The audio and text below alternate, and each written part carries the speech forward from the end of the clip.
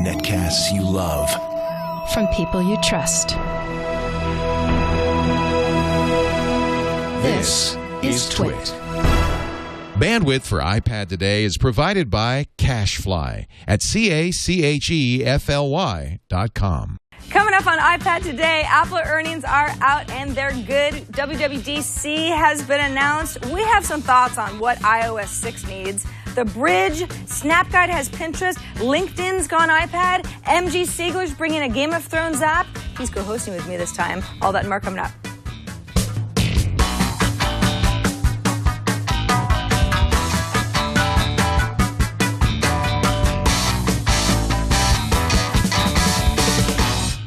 This episode of iPad Today is brought to you by Slingbox. Turn your iPad into a television. With the new iPad app from Slingbox, you can watch your home TV on your iPad anywhere you go. Check it out at slingbox.com/twit.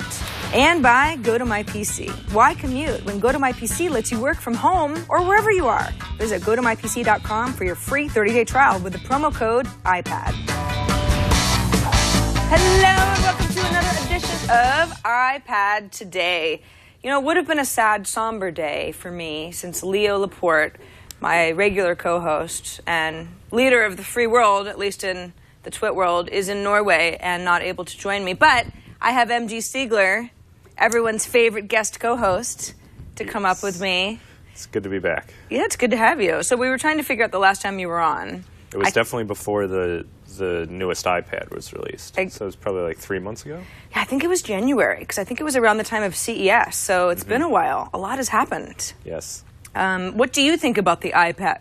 Well, I was about to call it the iPad 3, which Leo does, and I always chastise him for that. I think a lot of people do. I think until Apple can get one iPad removed from where they have the iPad 2 still on sale, and then they have this other iPad, which they just want people to call the iPad, I think people are still going to call it the iPad 3, whether they want them to or not. Have you noticed, a few of our friends have noticed that there are still billboards, large billboards up, on the sides of the road for iPad 2. How does that happen? There was one that used to be next to where I lived in Soma that was up until like 3 weeks ago, and they finally just changed it. And then there was one on the highway. I don't know.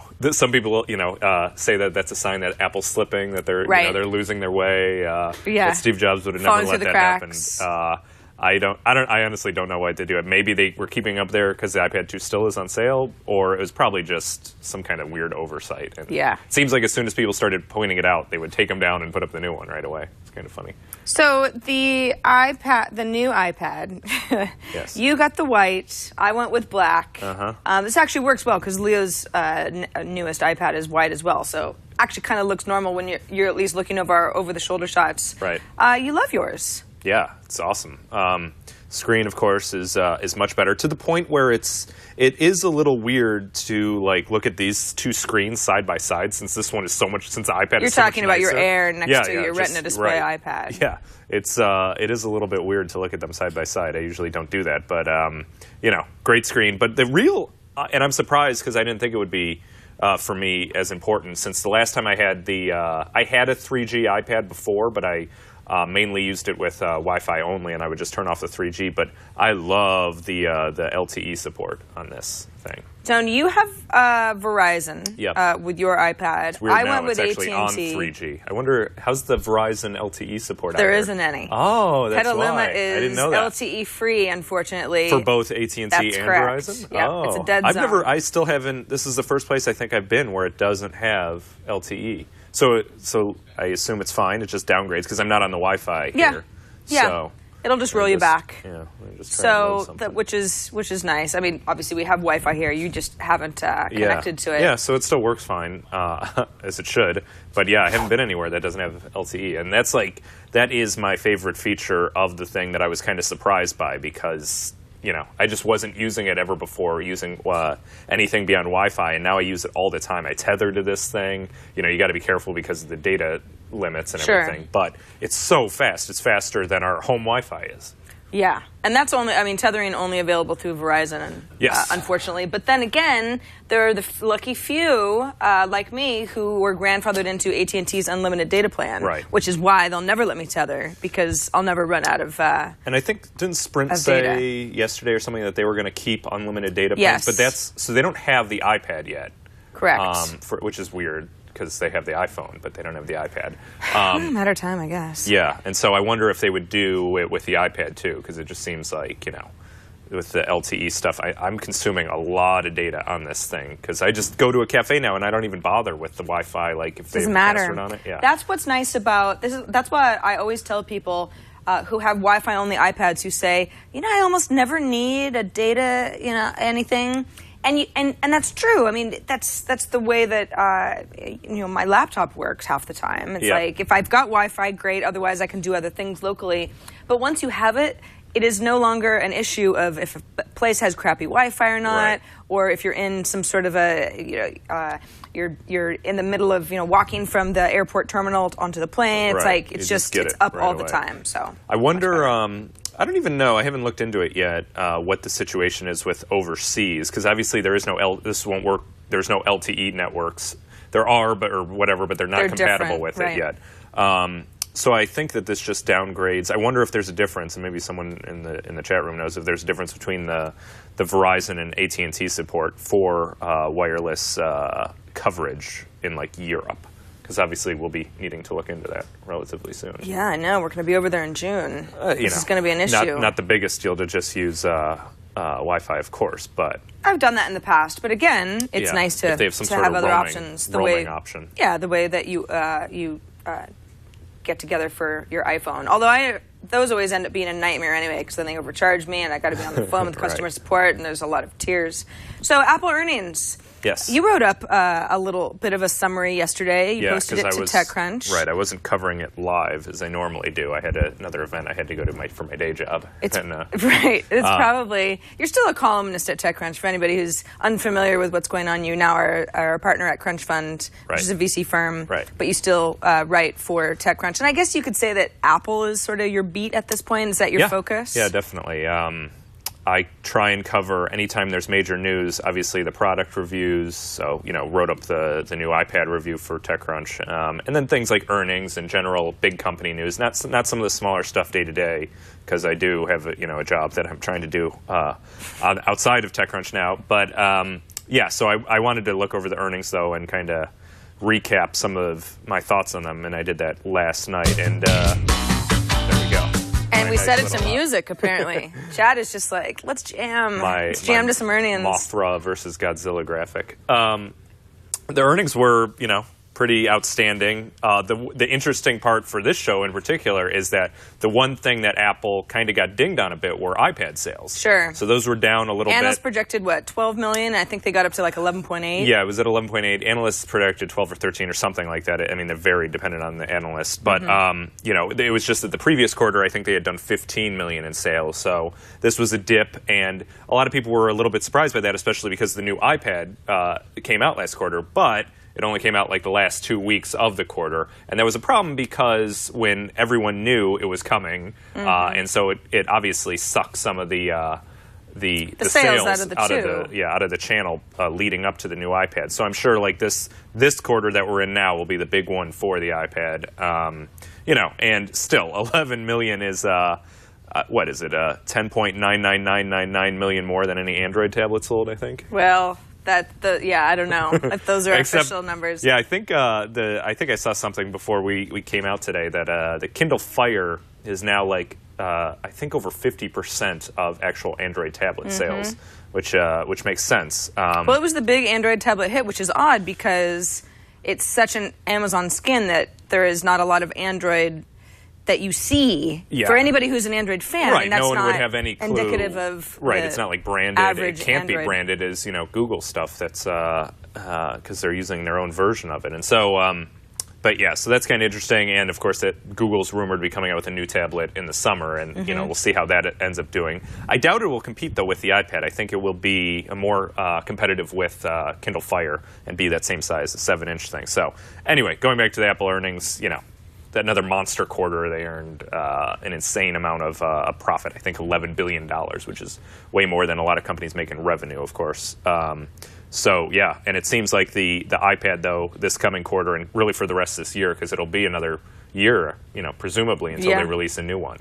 That kind of, I guess, segues into the WWDC discussion, which is also coming up in June? In June. It was announced, gosh, was it yesterday or the day before? All the news runs together for me at this point since we do it daily on Tech News Today. But yes, WWDC in San Francisco as usual, June 11th through the 15th. So it's a week-long, 5-day-long event. And everyone kind of, you can, even though they had not officially announced it, Apple, you can always tell because companies have to reserve space at Moscone Center, which is a big conference center. So it's a corporate locally. event until Apple comes out and says that this is actually when we'll do it. So WWDC, even though it's like 4 or 5 days long, that's mostly actually for developers to have workshops and something. They have the keynote. It will probably be on the Tuesday, I would assume. Could be the Monday, but probably the Tuesday. And that's when they'll talk about kind of some new things. They didn't kind of give any big hints except for that they'd be talking about OS X Mountain Lion, which is the new version, which has already been kind of put out there in developer preview, but it's supposed to be coming out at the end of the summer. So they're, I'm sure, going to go over all the main features and kind of get maybe even a Golden Master copy out there. And then iOS. They didn't say iOS 6, but that's what everyone presumes it'll be. Well, you figure if they I don't have the quote right in front of me right now, but it was something like, we're going to talk about the future of Apple software. Yeah, so it's like, well, that's Mountain Lion and that's iOS 6 or whatever they want to call the next version of iOS. WWDC is really kind of weird now. Not weird in a bad way, but it used to be so heavily dependent on the Mac because that's what Apple was. Apple was a computer maker for a long time. But now it's by far, basically an iOS developer conference. I mean, they sold what I think combined 50 million iOS devices last quarter versus 4 million Macs. So, it's obvious why they're doing it, but it's weird to see that transition. And there wasn't really one point. It just has kind of been a tidal wave that's taken place. And so now WWDC, while they will talk about Mountain Lion, it's really going to be more than ever about iOS, I'm sure. Which is, Leo and I noticed this the last 2 years, but particularly this last year at Macworld. Yeah. Still called Macworld. Yep. There's no real reason to change the name, but the developers the section of apps has gotten so big that the actual Mac area, so almost like the legacy software area, is relegated to a corner that you almost have to try to find in this big old expo room. Yeah. Another thing that I think speaks to your point of iOS development is WWDC, which tickets went on sale and sold out within 2 hours. Yeah. $1,600 a ticket. Right. It was before I saw some of the stories that it was before even most developers were probably awake on the West Coast. Yes. I wonder what that's kind of weird if that actually went down that way and no developers from the West Coast can go, or what are they going to do? Well, it's hard to say if maybe Apple has, I don't know, a certain amount of tickets reserved because if you put tickets on sale at 4:30 a.m. Eastern time, I mean, you have to assume that the West Coast is just, they don't even have a chance. Yeah. But they are allowing developers as young as 13, provided that they're accompanied by a parent or guardian who also has a ticket, to now come. It's like a PG-13 movie. That's nice. Yes, 13 through 17, accompanied by a parent or guardian. Yeah. You can come to the conference, and that makes sense because we're seeing iOS development coming from all ages. Yeah. It's not. Well, I don't want to say it's not rocket science because a lot of hard work and blood, sweat, and tears go into some of these apps, but it's a lot less exclusionary. Yeah. So we talked a little bit before, on the ride up here about like what to expect from iOS 6. It's a little bit weird this year. In the previous years, so last year was weird in of itself because they did iOS unveiling at WWDC for the first time. Previous years they had done separate events, developer-centric events where they kind of show off everything for the first time, but that was also because they would release the iPhone at WWDC, so they needed developers to be ready.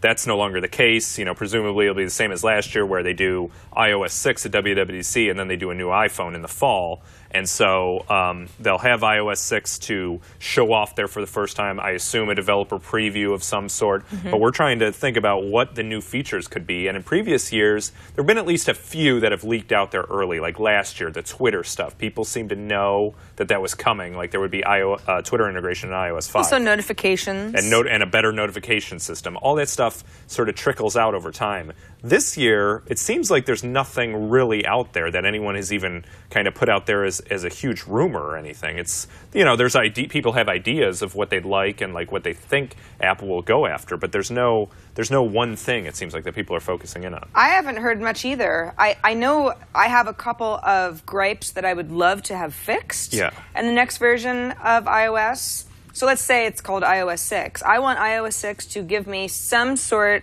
of file management system. Now, I know I mentioned this the other night, and you kind of went, you're crazy. That's not the point of iOS. But here's my issue. All right.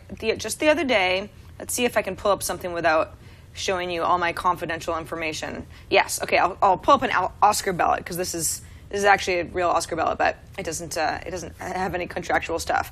Okay, let's say that I've signed this PDF document, let's just say, right? Within my app, and I'm done. I've saved it, and now I want to attach it to an email that will be part of an email thread that I've already started through Apple Mail. I can't do that. I have to send it through the app itself. The thing is, the way that Apple is kind of rightly and wrongly in some ways, I think that they just kind of are trying to let go of the past to make it so that rather than thinking you have to go into your email client to do this, can't attach anything. You should be able to do it from within the app itself. The app should have an email thing, and it can just pop up as a little email right That's there. fine if there's no threading. And we all know, as far as email conversations go, it's extremely annoying when you've got a whole thread going on, especially if you're a Gmail user. Yeah. Well, yeah. And then all of a sudden you get this other email. But do you think Apple cares about catering so much to Gmail users? I mean, they're not the biggest Google fans in the world. No, but that's the way email works. But Apple also, they have their own threading now in iOS. It's not quite the same, it's not the same as Gmail threading, but it is threading, and they have that. It's just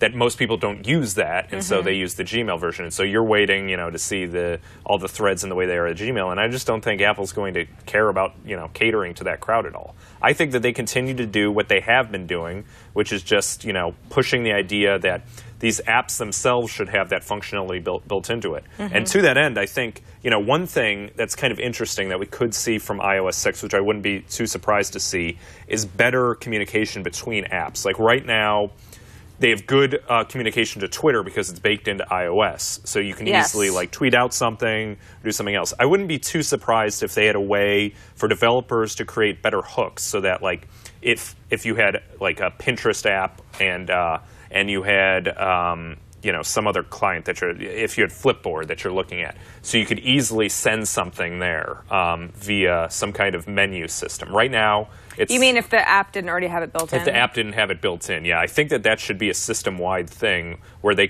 they know what apps you have installed, and they know you can kind of set which ones you want to share with. I think that would be a pretty good idea to be able to do that. It's a little bit complicated, and I'm sure that they don't want to complicate things, make it too much like a computer itself. Kind of moving away from the complications of the computer file system. It would take away some of the issue of every time I install an app, I go to the little arrow to see, okay, what social networks do they already have built into this for me to connect my accounts with? And depending on the app, they're all different. Yeah. If I'm lucky, I have Dropbox, but sometimes it's just Twitter or Facebook. Sometimes it's, So another thing. The one thing I have heard, and I don't know if it's for sure for iOS 6 or not, I haven't heard specifics on that, but obviously Siri for iPad is coming. It was kind of a weird thing that it wasn't included with the new iPad, and it's obviously not a technical limitation because the iPad is faster than the iPhone 4S. And has more RAM, and so it shouldn't be a technical limitation, and it's not. My understanding is that it's really more of a UI issue, and they're trying to figure out, they don't want to just have it the exact same way that it is on iPhone 4S, where you basically, either hold down the home button or put it up to your ear, and then it pops up the little thing from beneath, and that thing. And so my understanding is that they're trying to rethink how it should work on the iPad. Maybe it slides in from the side. Yeah. I don't really know what they're going to do with that, but that's part of the reason why it hasn't come out yet. And that I wouldn't be surprised either if that's a part of iOS 6. Obviously, that would only matter for the iPad side of things, but that's one thing that I expect would be something that they include as well. It sure would be nice to have Siri be able to help me launch apps themselves. I know that Siri's not going to let me control the apps once I'm in, but at least to be able to switch between apps they need to do or that. launch from a search functionality. They need to do that. I think that they're still like, you know, Siri, quite frankly, has been having a lot of problems. They've been having issues trying to, you know, stay up and handle all these requests. It's still in beta. I think that they're going to wait until they can get those issues figured out before they do some more things with third-party app integration, because obviously that's the way they're going. I mean, they kind of envision this as a new way to interact with your machine, and so why wouldn't you be able to launch other apps, and why wouldn't you be able to at least open up APIs so developers could use it? And you should be able to, and I think that they'll go that way. You know, you can even kind of get to it a little bit when you see with the iPad, while they don't have Siri, they have voice dictation in it now, and that's very good. It works very well. Yeah, Leo and I have practiced, you know, tried to stump it a little bit, and it's pretty good. And it works within third-party apps because it's just baked into the keyboard. Right. So, you know, Apple will want Siri in third-party apps, and they'll want it, of course, on the iPad. And it's just a question of timing. I would expect, you know, iOS 6 probably Siri for iPad, and then third-party stuff probably still down the road. It would just, yeah, I hope that, I know that they're working behind the scenes on Siri. They don't want a subpar product that doesn't work, but it's gotten to the point where I feel Siri is so limiting. And again, I'm not using it on my iPad because I can't, but I do have it on my iPhone, that I don't even bother. Right. I just don't bother. Every once in a while, if I'm really in a jam and I'm driving, you know, I'll try to make a calendar entry because I just know I'm going to forget otherwise. Right. But half of the time, I can't get through. Yeah, I can't seem to tell Siri. Because it has to talk to the cloud because it's not local at all. I mean, they have local elements of it, but it has to be connected, and it has to talk to the... Well, the connection isn't so much the issue. It's the fact that she doesn't understand what I want. And I ask a million different ways, and I still can't make an 8 a.m. appointment at the dentist. Yeah. That sort of thing. So, I don't know. Maybe I should stop speaking in tongues when I'm talking to Siri. The one other note we have down is and this would probably be my biggest little but important to me feature request, is just for the notification system, just make it so I can click that stupid X to, you know, X things out. I would like, so right now, you're talking about when you drag it down, you look at your notifications. Yeah, and I've got a bunch of Facebook notifications. I don't need to see that anymore. Right. You have the got my little X up there. X in the corner. It's so small that it's like I mishit it every single time. It's worse on the iPhone actually because weather is up there, and I hit weather about 95% of the time when I'm trying to clear out a thing, and it drives me insane. But I mean, for as good as Apple is at you know, UI and UX, like, you'd think that they would have made that a little bit easier to tap and clear out. Now, I don't have so much of a problem as that, although I do kind of find that it's a little bit of like, are you sure you want to quit? Where it's like, I X, and then I have to press clear. Right. Like, yes, I really mean that I don't want that B of A notification to be up anymore. My issue with notifications is, I understand that when you install an app and it says, this app would like to send you push notifications, you accept and you say yes, that you're going to get all these notifications and sometimes alerts until you go into your notifications and set your... Yeah, it's messy. It's messy. Yeah. So my problem is I don't care so much that I see all of this stuff, but when I go into settings, and I'm in here constantly, because I spend a lot of time, you know, with apps, I go into my notifications area. This is not clear. I've got in Notification Center, and I have a crap ton of these. Right. And then I have not in Notification Center, and then they all have their own settings. And in the Notification Center, and I've complained about this before, and you've said, well, you have to turn off everything. Yeah. Every single thing. If you don't want it to show up, you have to turn off all the things, because sometimes you leave the sounds on and you'll still get sounds. See, okay, so that's the thing. Is like right now for Sephora, I don't even know why Sephora's in my Notification Center. It doesn't need to be there. So first of all, turn off Notification Center. So just go down the list and turn them all off. I know. I understand that. But here's the thing, is if it's in Notification Center, I should have some options here. You know, if I turn everything off and say none, I shouldn't see anything. Even if it's in Notification Center, I should never see it in this guy. I know, and it is confusing, but you know, what they're thinking is that Notification Center, people still, you know, want to be able to get notifications without using Notification Center for whatever reason. So they want the pop-ups. Yeah. And, you know, so when it's in Notification Center, it still appears there. You can make it not appear there, but you can still get the pop-ups. They want to have people to have the option, because that was the old way of doing notifications. Maybe they do change that with iOS 6 because there's no longer legacy, you know, kind of holdover from people who wanted to do it the old way. Sure. Maybe they just force everyone to do it this way.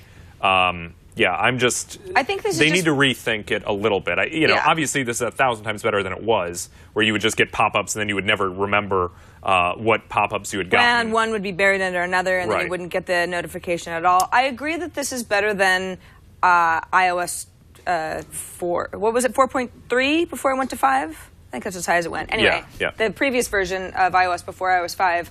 But this is a case of just too many options. Yeah. You've given me way too many options, and managing it is a mess. So I end up getting a lot of alerts and just saying cancel. I also still think I don't like to be in my settings too much. I think, notifications still looks weird to me on the iPad. The fact that it comes down right in the middle, but it's, like on the iPhone it's great. It takes up the whole screen. Yes. Here it's a little bit weird. You think there would be a better way to do it. Maybe make it take up the whole screen, make them bigger, do something, so make it so I can have the stupid X button be bigger. It does sort of seem like it's like a UI that isn't very well integrated. It just got slapped on there. Yeah, it doesn't really seem to match the rest of the iPad look and feel. Where is the clear all button? Why do I have to tap clear all on every single, one? I just want to scroll real fast, see what the ones are that I missed. Maybe I don't want to take action on them. Most of the times I don't want to take action, so click through and kind of go into the thing. I just want a clear all button. I don't want to hit do. I have 75 apps installed, say, and I have to do it for 40 of them. Is that some sort of an agreement they have with app developers? It can't be. No, they don't care about that. Well, I'm just trying to figure out why Apple wouldn't want to make it. I think that they just haven't thought it through. Yeah. Notifications could use some work in iOS 6. Yes. We all agree with that. But, at the same time, even the things we've talked about now, Siri, file management, notification overhaul, if that's all they do for iOS 6, we're going to hear the chorus of, boos that they need to do more, and this is really the key thing. And Apple knows how important the software is to maintaining their lead, especially in the tablet space. If Google's coming in, going to be pushing hard with their own Nexus tablet, they know that they have to really differentiate themselves, not only via the hardware, but via the software. So hopefully they have some good tricks up their sleeve. Well, we will definitely hear more at WWDC. Again, that's June 11th through the 15th in San Francisco. But even if you're nowhere near the area, you will hear nothing else from a lot of the media that week. For all the links to some of the stories we mentioned, Apple earnings, MG wrote up an article, as did many others, plus some information on WWDC, and even a little bit of information on what may be coming on down the pipe on iOS 6. We will have links in our show notes. If you're wondering, where are those show notes? It's twit.tv/IPT. Those are all of our show archives. We're on episode 95. It's the slow march to episode 100. Haven't decided what we're going to do for our party yet, but hopefully we'll have something fun. But maybe you missed episode 94. And episode 94 was actually a great one because it's our annual baseball app roundup. Because Leo and I love baseball, and every year, baseball apps get cooler. That's actually a really fun episode, and we didn't even record it live. So it's a good chance maybe if you're a live viewer, you haven't seen it yet. So definitely check out twit.tv/IPT and make sure that you haven't missed an episode. And speaking of live, anybody who's watching right now knows that we're live Thursdays, 4:30 p.m. Eastern, 1:30 p.m. Pacific. But if you can't watch us live, that's cool. If you go to our website or subscribe via iTunes, we try to make it extremely easy for you to just watch the show on demand. So please watch live if you can. We love everybody who's participating in chat and tweeting us live. That's all fun and good, but it's not necessary. You can always watch us on demand after the fact. All right, before we get into some of the stuff that's come out in the App Store this week, LinkedIn, for example, pretty cool. Want to take a moment to thank Slingbox. They're one of the sponsors of this grand episode of iPad Today. If you watch iPad Today on any sort of a regular basis, you know that Leo and I talk about Slingbox often because it is a way for Leo to not pay attention to me while I'm talking about one of my favorite new apps, and he just sort of turns on CNN or Real Housewives of Orange County next to me and watches it through his cable on his iPad, even though his home theater is nowhere near here. Actually, he lives right down the street, but it's not as if he brought his cable box to work or anything. No. He's got a Slingbox. Slingbox is different than other companies that say, oh, we'll let you watch TV everywhere. Only Slingbox lets you watch your home TV anywhere you go. That's your home TV. That's your DVR. That's stuff that's programs that you might want to pause and go, finish your your spaghetti sauce and then come back to it. It works exactly as if you were sitting on your actual couch or wherever you end up watching your cable system at home. Anywhere you can get an internet signal, you can watch your home TV. Slingbox works on the iPad, any smartphone, iPod Touch, laptop, tablet. If you get started with Slingbox, what you do is you get the Slingbox. It's a flat fee. You connect it to the internet and then to your home TV, and then you're done. With Slingbox, you can watch your home TV on your iPad anywhere you go. It still seems like magic to me. I mean, Leo is always using the ballpark as an example because he wants to watch the game and then like instant replay stuff, even though he's sitting at the ballpark. But hey, maybe you travel a lot for work. You're in a hotel and you just want to feel like you're at home and you want to, you've got 2 Game of Thrones shows and they're just waiting for you to watch. You just access your DVR. It's great. Slingbox is available at Best Buy and Amazon. And if you want to know a little bit more about how Slingbox works, what kind of setup you need, pricing, all of that stuff, go to slingbox.com/twit. It'll tell you everything you need to know and more. Turn your iPad into a TV with the Slingbox. Again, slingbox.com/twit. And we thank them for sponsoring this episode of iPad Today. I almost said the social hour. That would be a first. So, mentioned LinkedIn. Their new app came out last night, wasn't it? Yeah. So, and finally, and they've never had one. So they've never had one. This is the first time they've been doing it, yeah. And everyone wrote up their articles at the same time, so I guess it was some sort of embargo thing that was, embargo till 10 p.m. or something. Yes. But the Slingbox, or the LinkedIn app, we both downloaded, and I so far, yes, you can use my current location. I so far think it is really nice looking. Yes. It's very slick. LinkedIn is probably not what I would consider the prettiest website experience.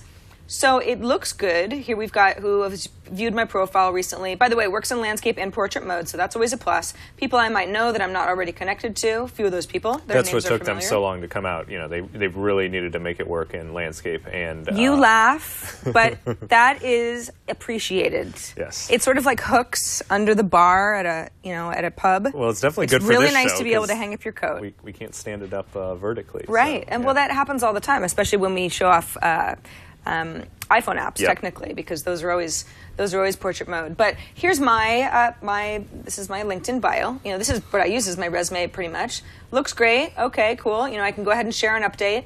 I can go ahead and search for people. And a share an update, is that still like their equivalent of a Twitter status update? Yeah. And people actually use that? Yeah.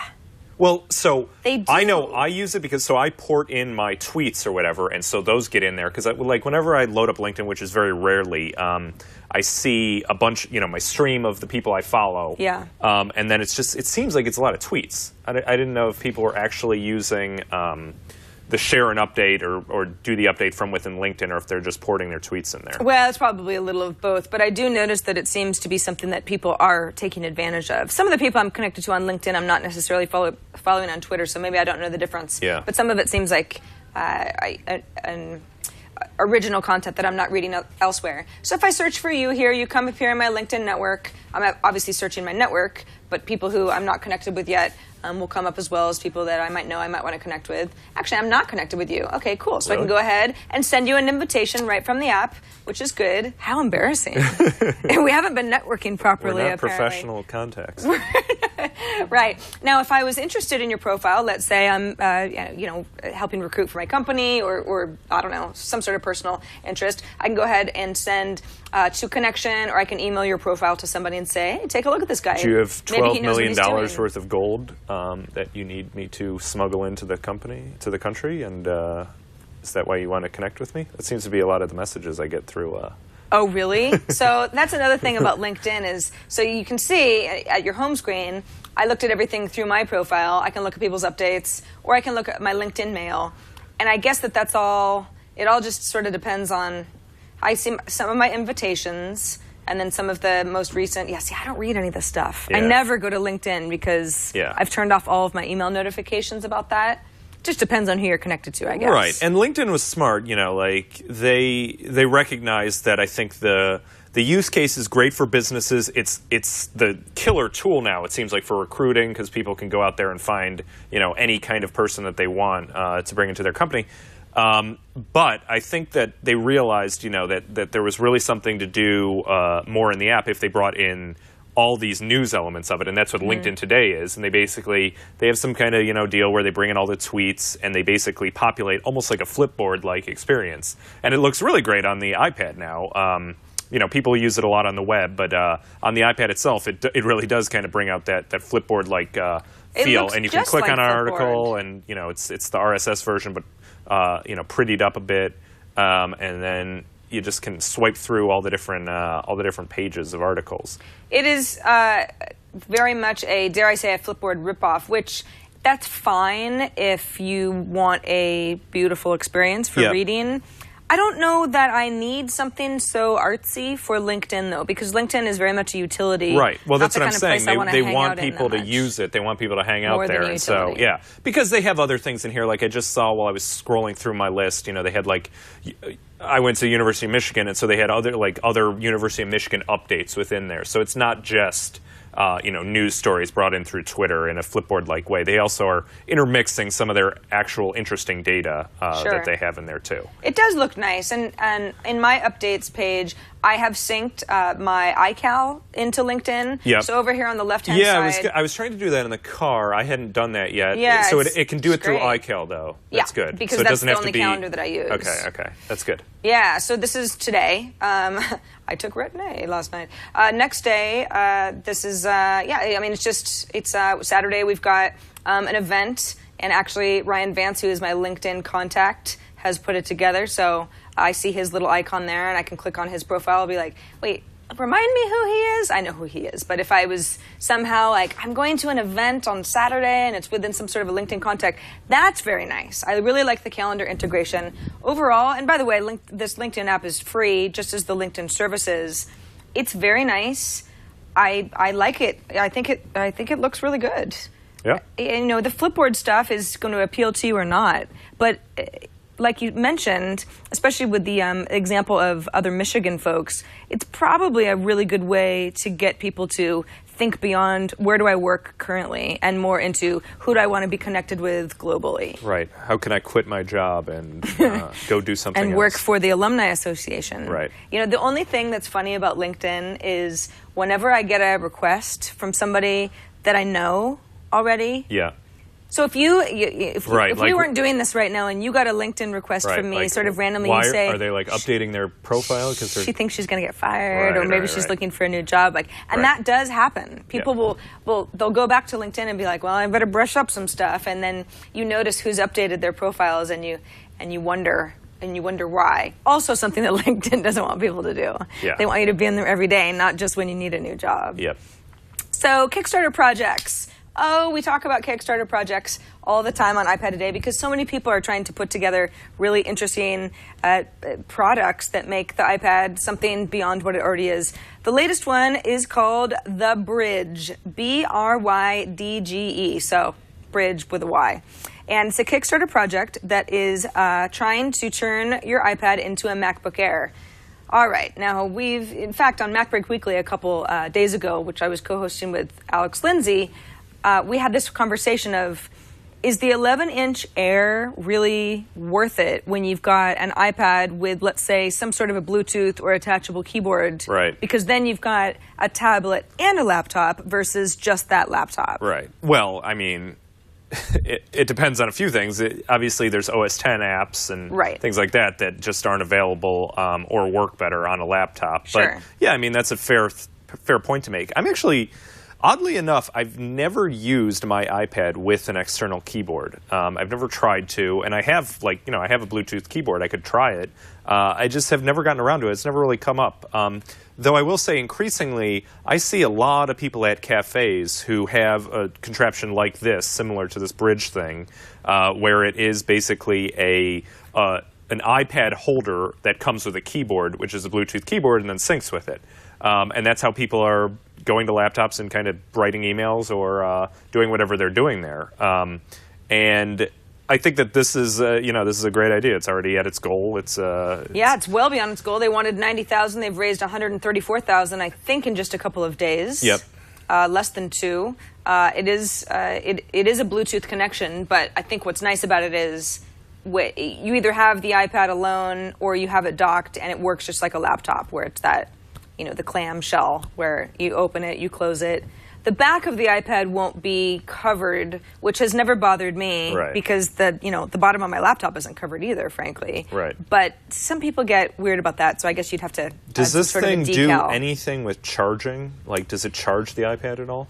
That's a good question, because it doesn't seem to have any cords it doesn't associated connect with it, to so it must be the a power area. I don't know. I'm trying to look at this really fast. I don't see anything. That seems like a wasted opportunity, though, because that's another thing. Like, imagine, you have to have this this space for a keyboard. Why not just shove another battery under there and then give, double the battery life to the iPad?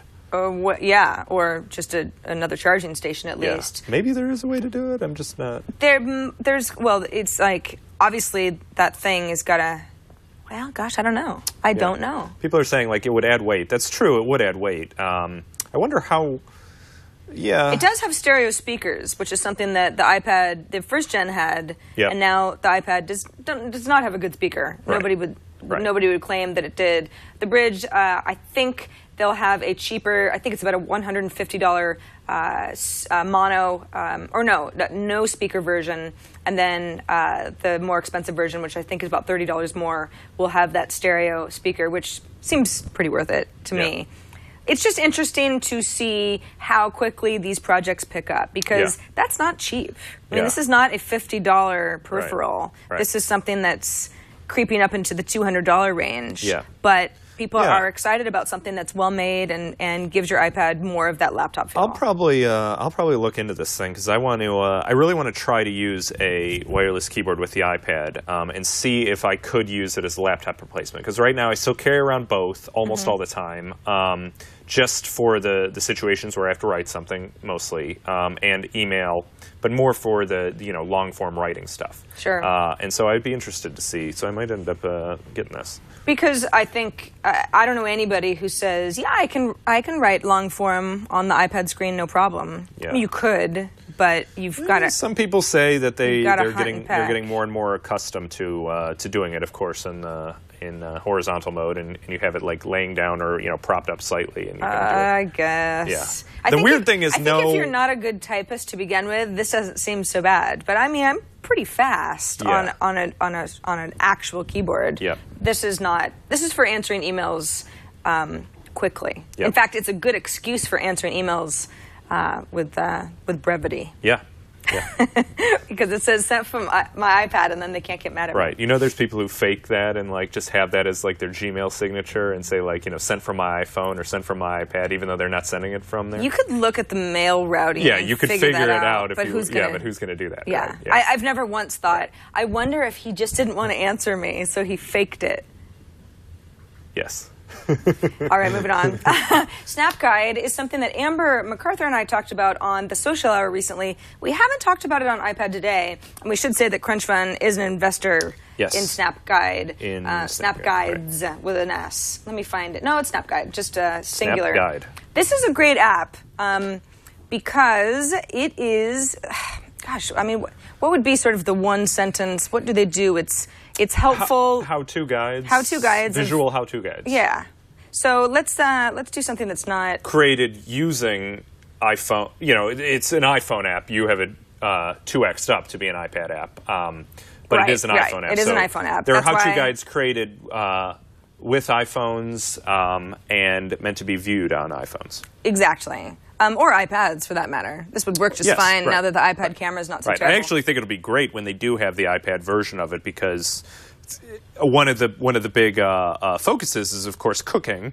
Yes. And people, love, you use your iPad in the kitchen all the time. All the time. To look up recipes. So if they had, a nice big version, and this works perfectly for it, but especially tailored iPad version would be great.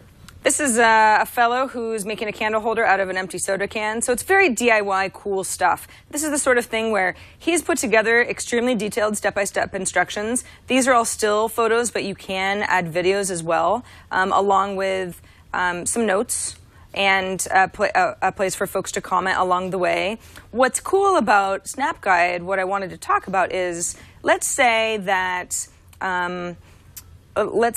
this is just the sort of thing I love, and I want to make sure I save it somewhere, because my gripe with Snap Guide right now is that we've got something that's tomato-based. Okay, so that's food. Hair accessories. Okay, that's, style. Some kind of other food. Mason light, jar light, that's sort of like crafty stuff. There doesn't seem to be much categorization of these guides, and though I guess that's because Explorer is better too than Featured is. Because well, they do. It's popular, and then it's recent, and you can search. But yeah. And I know it's a new app, but it's like they're going to need to put everything in a food area eventually, because I'm not, it's too all over the place. But it actually works well with something that they've added in integration for. If I want to make cake pops, and actually this works really well because I'm starting to use Pinterest now for recipe stuff. If I go ahead and share, I have a nice send to Pinterest button, which I believe is the first iOS app to do this. Yes. So the way that they did it, from my understanding, and I don't know really too much behind the scenes of like how this actually went down. Pinterest doesn't yet have official APIs to be able to do this kind of thing. They're working on it. Eventually they will, of course, have something like this. But right now, what it has to do is when you click that button, it pops you into the Pinterest app itself. Yeah. So what they're doing is kind of almost like using iOS to pass a URL of what you want to do, and then opening up the other app and then pasting it in. It's like copy and paste. It's kind of how apps use Instagram. It's the same way that apps use Instagram, essentially. Yeah. Instagram actually has a Write API that's open to Hipstamatic, but that's the only one. Yeah. Before they had that, they were doing the same thing, which is basically copy something, do a fast app switching, open the other app, and then paste it in there. And the thing is, like, you have to work with that company because they have to be able to accept that pasted in thing. And so, so Snap Guide and Pinterest work together to make this happen. And it works very well. It's awesome that you could pick the picture, you could pick the thumbnail that you want, and then that gets pinned to your Pinterest board. Yeah, I pinned the cake pops in 2 seconds. This also means that Snap Guide and Pinterest don't have some sort of a special relationship, and any app can add Pinterest integration as long as they're using the API in this same way. Well, so it's just, the floodgates are going to open. It's tricky because Pinterest has to make sure that they can accept whatever that other app is sending in. So they do have to, I think they do have to work together to make it happen. But, there will be many apps that will be able to do this. And when Pinterest gets its official API, then it will be much more simple to do this, and every app can just have a quick, pop-up button, just like you have for tweets and Facebook status updates, where it just kind of pushes it without having to open the Pinterest app itself. Mm-hmm. You're looking at my Pinterest app now, and sure enough, that looks familiar. This is my recent pin, the cake pops from Queen Eli. It's also, I added it to my recipe board so I could search for it that way. I think Pinterest, more and more, I'm trying to imagine it as, we always talk about Pinterest because it's like everyone's using it, and some of us are still like, but how is it different than Delicious? And it's not really. It's just visual. It's just arriving at the same sort of bookmarking service in a reimagined way. But it works really well for certain categories like recipes or. Did I see in the chat someone said that I like their dollar bill bow tie. That's true. If it was you who made that, that was very well done. I remember liking that on Snap Guide and putting it in Pinterest. Yeah. Oh, you make a bow tie out of a dollar bill? Yeah. And then wear it out and be like bling bling, that kind of thing? I think that's wow, maybe you could even use a $5 bill if you wanted to go nuts. A $2 bill and be the kind of crazy kooky uncle, who carries around $2 bills. The $2 bill. Yeah. We have a $2 bill hanging up on our. Anyway, all right, that's it. That's us, Snap Guide. It's a cool service. I think I know you guys are rooting for them, but it's nice to see Pinterest integration happening all over the place because, again, people are using Pinterest, and it's nice to see that they're being built into other apps. All right, now let's get into football. I know it's baseball season, but we talked about baseball in the last episode of iPad Today, and I know some of you football people felt a little left out. Turns out Denver Broncos want iPads to be a bigger part of the playbook. However, how they decide their plays, how they decide to run. I'm going to sound like a dummy when I talk about running and passing and rushing and jumping and tackling, pole vaulting, but not too hard. Don't football. go for the head. That stuff. Pole vaulting, obviously, Yep. big part of the NFL.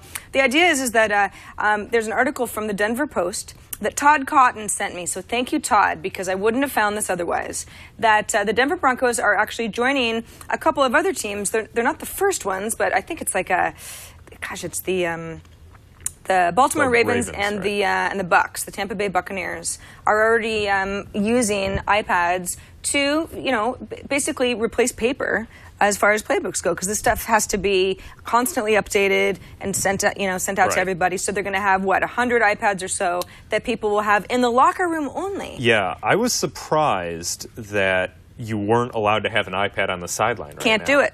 That's really weird. It seems like they have airlines that are now allowing pilots to have iPads in cockpits. Yes, but you can't have one on a football sideline. Like, what are they afraid of? I think on a plane, there's like, hey, is the plane going to crash if the iPad's in the cockpit? And if it's determined no, then there's not really a good reason. I think for sports, they're worried that somehow there's going to be communication that's not yet, that's not available. Yeah, I guess. I also almost wonder if it's also like a branding thing. They don't want everyone carrying around iPads on the sideline without Apple paying them, for that that recognition. What would Motorola say? Yeah, right. Yeah, but what's interesting is the NFL, does not allow you to have this kind of technology on the field. And until recently, you couldn't even have it out in the locker room within 90 minutes of gameplay. Now you can. Yeah. So this is the first season that the Denver Broncos are going to be like, okay, everyone put your iPads down. We got to go out there and play. Maybe they're worried about all the Broncos players draw something with one another rather than that's probably it. Actually like getting in the huddle and like, where's your head at today? Well, I'm thinking of how to draw Abraham Lincoln. Right, and that's why they didn't get far enough in the playoffs last year. Right. So that's a good call. It's a good call. So anyway, iPads taking over the NFL. We're not going to see them on the field, but it is interesting to know they should have them on the field instead of the quarterback little wrist thing where he pops it up and he's got the plays. He should have an iPad mounted on his wrist and just kind of draw something up right there. Wouldn't Tim really Cook cool. be pleased? They say, listen, you just hold it up. It's not that weird. Yeah. You went to the Bruce Springsteen concert a couple nights ago. Yes. How many people were holding up iPads? I actually didn't see anyone. A ton of phones, but yes, I didn't see any iPads. Anyone holding them up. Yeah. I wonder if it's because Bruce Springsteen might skew a little bit older as far as the audience goes, the concert goers. It could have been, though I will say there were some Apple executives in that audience, and they also did not have They were not holding up iPads? They were not holding up iPads, yeah. Which executives would those be? Just a few unnamed executives. Just high ups at Apple? Yep. Oh, that's interesting. Going to Bruce Springsteen, but not trying to further the iPad trend. They're probably just trying to blend in the commoners. Yeah, they were actually using razors, I think. Well, they're really trying to blend. Yeah. Okay, let's move on to some of your feedback for iPad today, because we would be nothing without viewers like you. Our number is 757-504-IPAD, and if you call us, you can leave us a Google voicemail like this person did. Hey guys, it's Jim from Manchester, New Hampshire. Just wanted to let you know that sold the MacBook Air and went completely with the iPad 3. I actually had the one, but upgraded to the new iPad, and it's been great. So don't need any more laptops for the travel. But my question is, do I need to spend the extra money and have these extra huge file sizes for the HD movies to download off of iTunes? Am I going to see that big of a difference between the SD movies and the HD movies on the new iPad? Love the show, and I watch every week. Thanks, guys. Bye. Well, thanks for watching.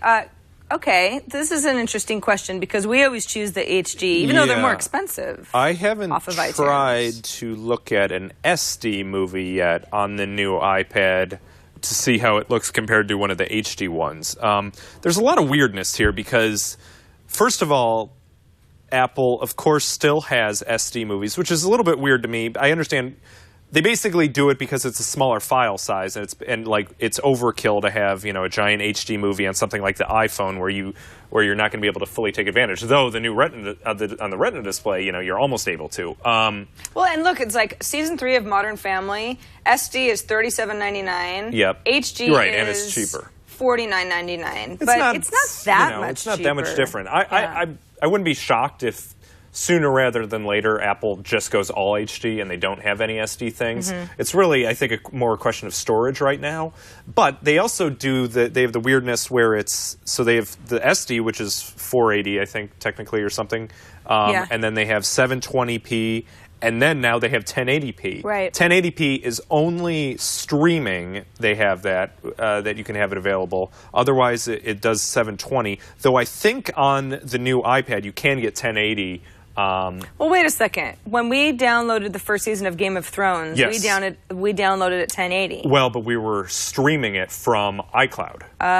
So it was in 1080. I see. If you download it in HD, I believe it still does it in 720. And correct me if I'm wrong, someone. But I want to say, though, that there's something where you can download it to the iPad in 1080. But I'm not 100% sure about that. But anyway, it's weird anyway because... So someone said they rented something at 1080p on the iPad. So, okay, so you can get it at 1080p on the iPad. But it's still weird because the iPad screen is better than 1080p. It's 15, whatever it would be technically the... But you still want it to be as close as possible. Right. I'm just wondering how much of a difference, because that already is not at, the full resolution of the screen. So how much difference would it be, the SD version versus the HD version? I'm sure it's a big enough difference that you'll notice it, definitely. Maybe it's not that much of a difference, especially if you're like, $10, I'd rather save it. But then consider getting into AirPlay. Anybody who's got AirPlay functionality, whether it's their own house or maybe you end up at someone else's house and they have an Apple TV and you're like, oh, I've got that episode on my iPad. When you get into a large screen, then you don't want SD. Right. That's true. That would be the last resort. That's true. So there's that to consider, too. I mean, not everybody is using AirPlay, but it's really great. Yeah. Ideally, we'll all be using AirPlay more than ever. It's just kind of a weird thing to me, that they play up, these HD movies, but they're 1080p, and it just can't.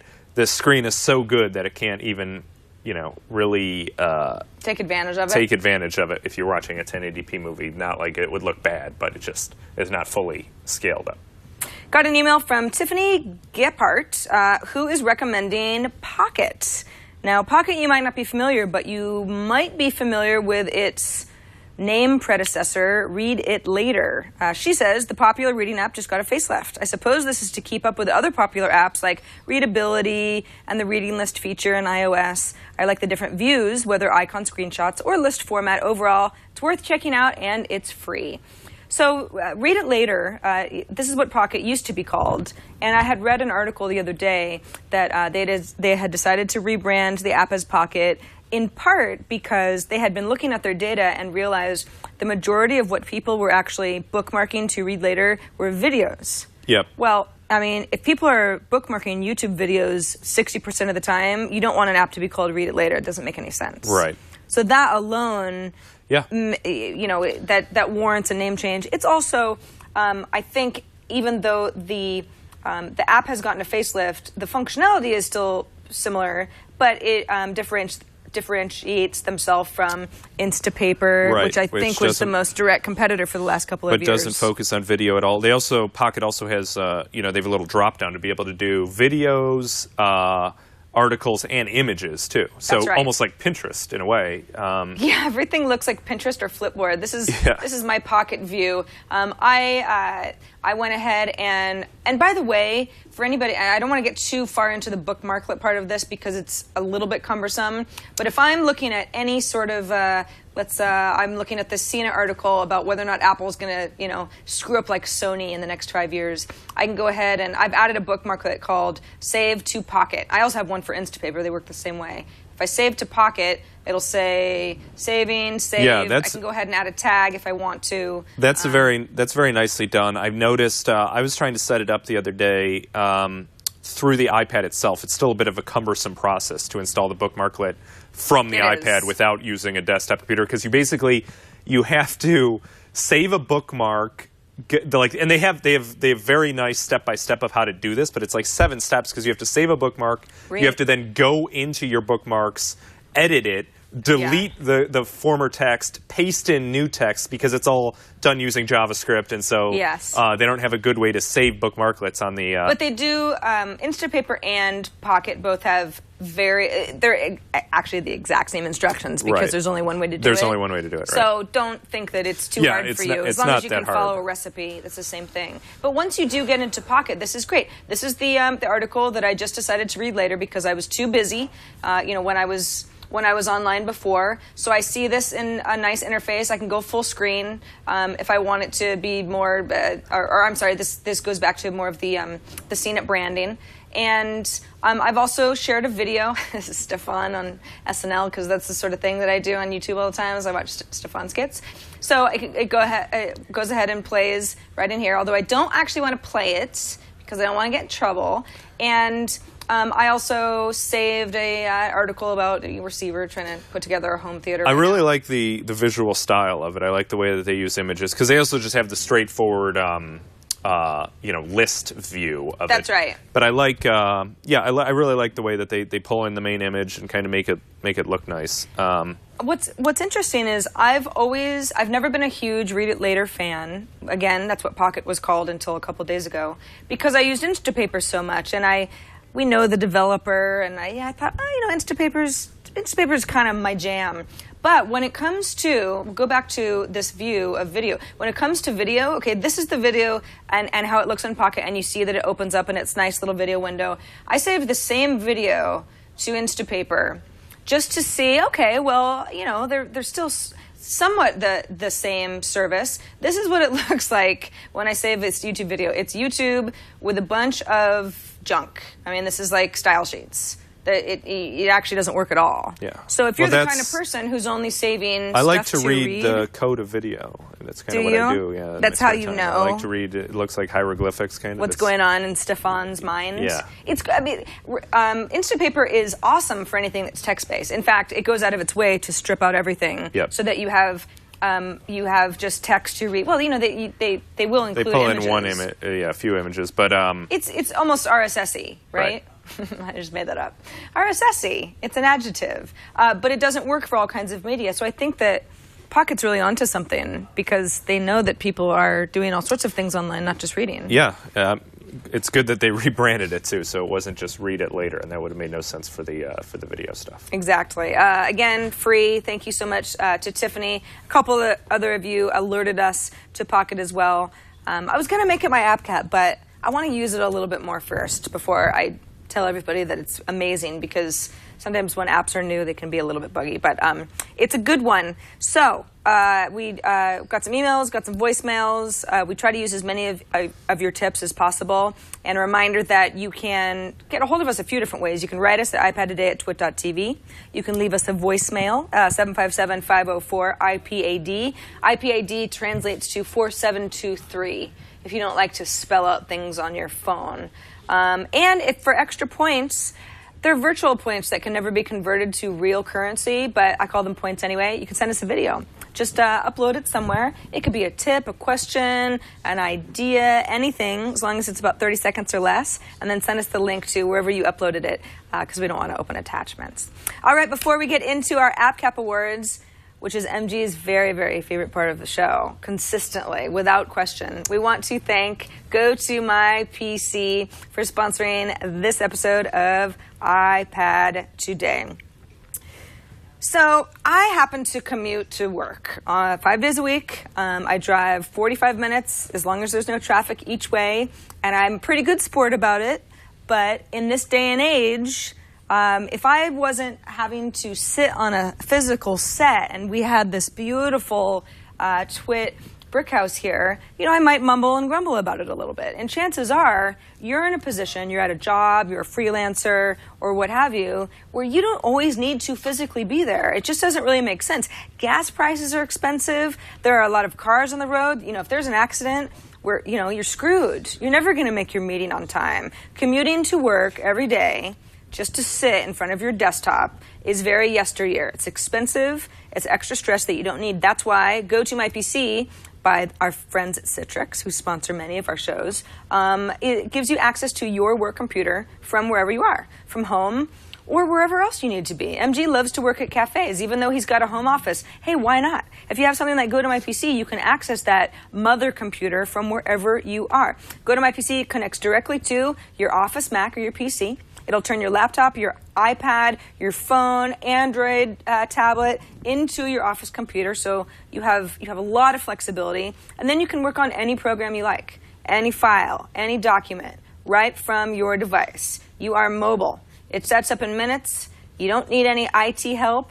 It's as easy as it sounds. And we want you to try it free. So you can try GoToMyPC free for 30 days. If you go to gotomypc.com, you click the Try It Free button, enter the promo code IPAD. That's IPAD. And you are off and running. Then download the free GoToMyPC app in the App Store, because then you can see it in all its glory. That's gotomypc.com, offer code IPAD. They are great. You'll never commute again. No, I can't promise that. I wish I could, but I can't. One day I will figure out how to make a Tupac-like hologram of myself, and I will not get out of my pajamas ever, and I'll stay at home. But until then, GoToMyPC might be a really, really good solution for you. On to our app caps. MG, I thought you might like to be court jester or king. Which one? I guess jester. Wow. That is not what I expected. Will this one even fit? Yeah. If it fits on Leo's head, it'll fit on yours, because Leo has a huge head. Right. Yeah, oh, that is nice. Looking good. Jester. Wonderful. Excellent. I always wanted to be king. So glad this worked out the way it did. So we got an email from Bob Bittner, who gave me a really good idea for an app cap. And Bob, I love you because this is awesome. He said, I'm pretty ignorant about history in general. I've been looking for an app that would give me kind of an encyclopedia-type overview of art histories with some images of the major players. I looked around. I could not figure out why there weren't any apps. Even museums didn't seem to have their own apps. Then I found an app called Art Authority. Definitely worth a mention.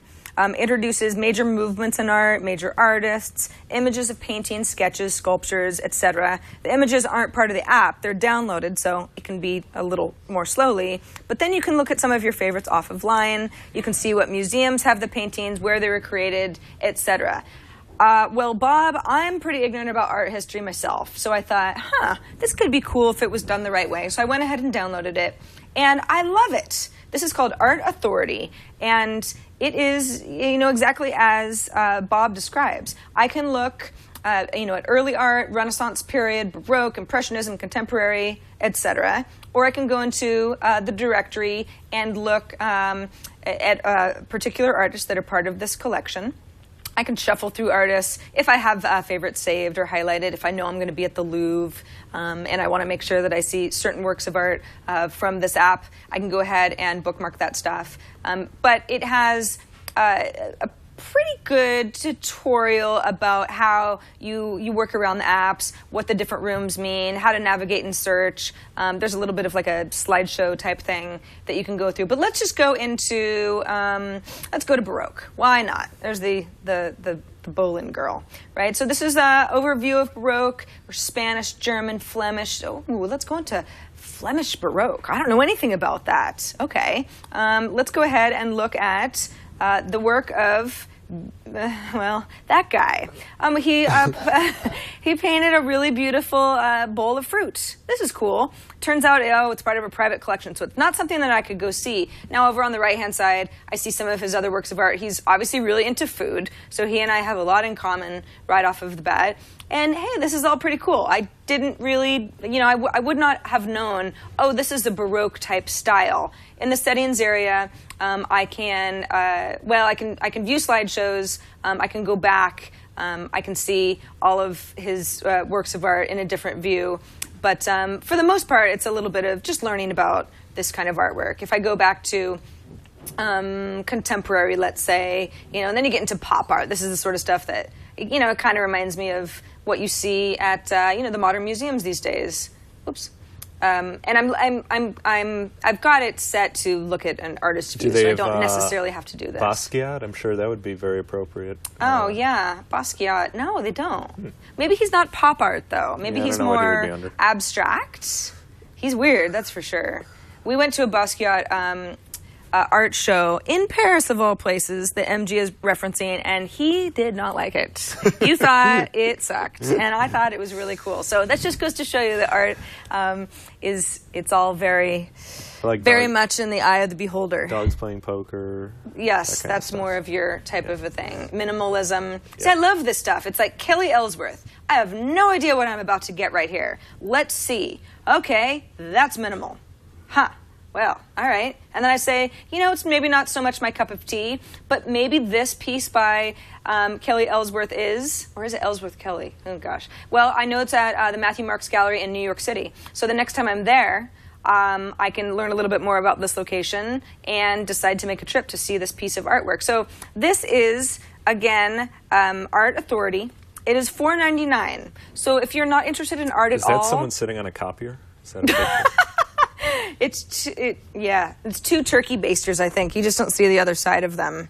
It might be the copier. See? I knew it came from somewhere. Gosh, they were so smart back in whatever year this was, also at the Matthew Marks Gallery. But for $5, you can get a pretty good general understanding of some big players in art history from way back when, centuries and centuries ago, millennia ago, to present day. And if you're the kind of person who knows very little or just kind of wants to brush up or just appreciates being able to see artwork in one place on an app, it's $5 well spent. That's my app cap. MG? Jester? Yes. Jester Sieg? So mine is appropriate for our hats right now, which is the Game of Thrones companion. So the other night, your hat all of a sudden is very appropriate. Yes, the other night I tweeted out if anyone had good maps of that would accompany Game of Thrones, and I got a lot of responses, and one of them pointed to this app, which actually does have a series of maps in it. So that's one area of this, and you can see, for example, here's King's Landing, a different. A kind of hand-drawn map version. Oh, that's cool. Yep.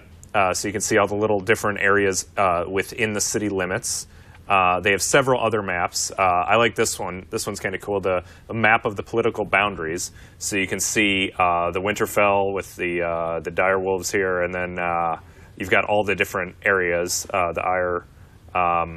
So you can see all that and know how it corresponds. And anybody who doesn't watch Game of Thrones is like, well, yeah, I don't know. Okay, maybe this is interesting, but it's actually necessary. Yeah, because so the show is really confusing. So right here, what's really nice, when you first launch this app, they basically pop up a window that's a spoiler setting. And so you can see right here, you can either say, I'm new to the series, I've read Game of Thrones, I've read Clash of Kings, Storm of Swords, etc. So those are the different books that have been published so far.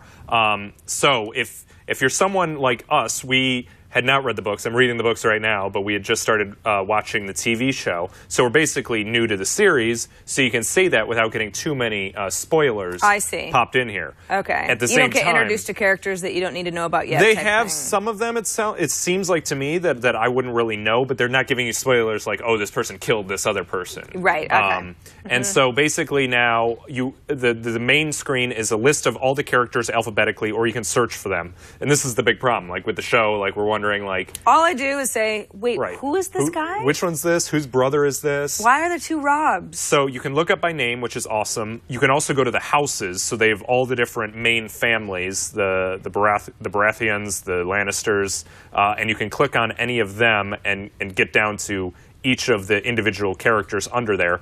And if they're actually in the TV show, they tell you who it's played by. Oh, it's great. So this is like a must-have. Exactly which one it is. How much is it?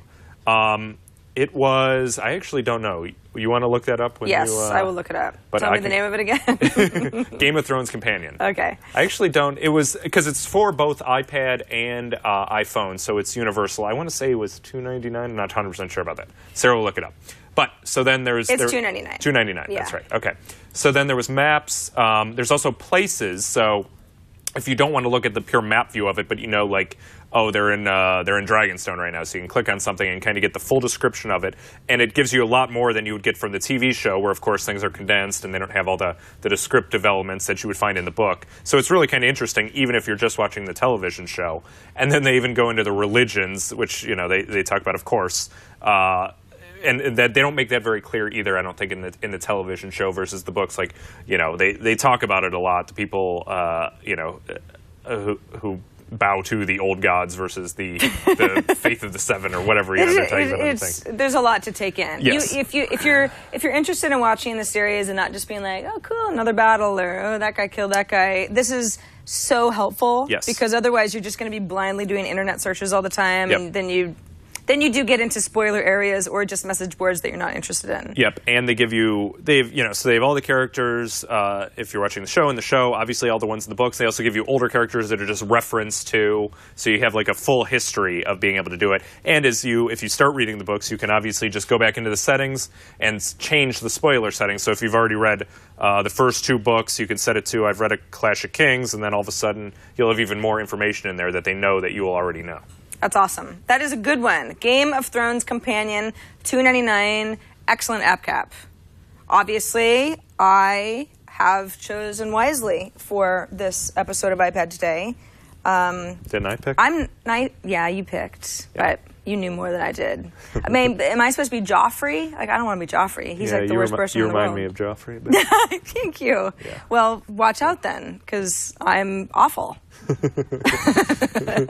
And with that, we are done with this episode of iPad Today. Thank you to everybody for watching, and thank you to MG Siegler for agreeing once again to co-host, bring the knowledge, and also wear a silly hat and talk about Game of Thrones. Always a pleasure. Yes, thank you. All right, everybody, we will see you next week. Leo and I will be here. The gang will be back together. Same time, same place. Until then, ow!